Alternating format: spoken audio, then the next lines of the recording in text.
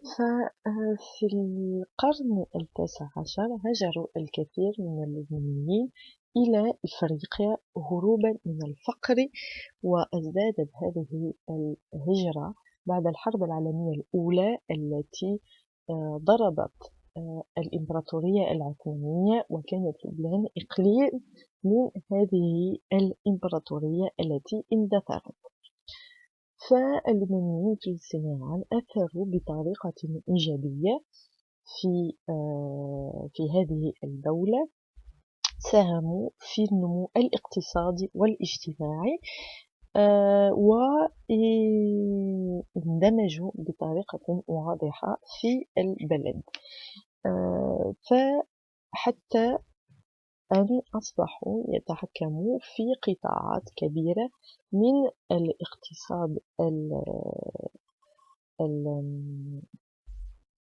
السنغالي، مثل عدنان هدرج الذي يملك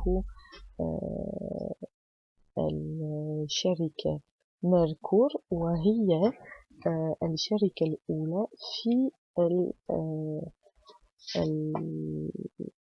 في بيع المواد الغذائية والبضائع المنزلية. ونذكر أيضا علي حيدر، فهو أول وزير من أصول لبنانية في الحكومة السنغالية.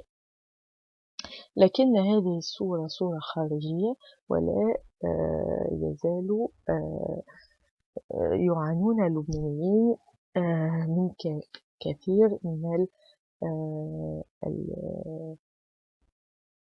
المشاكل في السنغال. Donc, l'immigration libanaise en Afrique a commencé dès la fin du XIXe siècle, mais a pris une grande ampleur au XXe siècle, après la Première Guerre mondiale, après l'éclatement de l'Empire ottoman.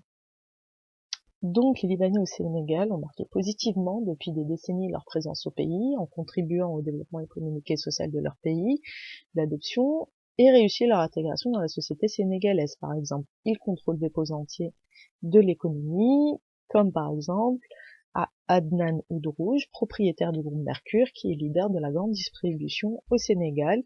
On peut aussi mentionner la nomination de l'écologiste Ali Al-Haïdar comme ministre dans le gouvernement d'Abdoul Mbaye en 2012, mais ceci reste une image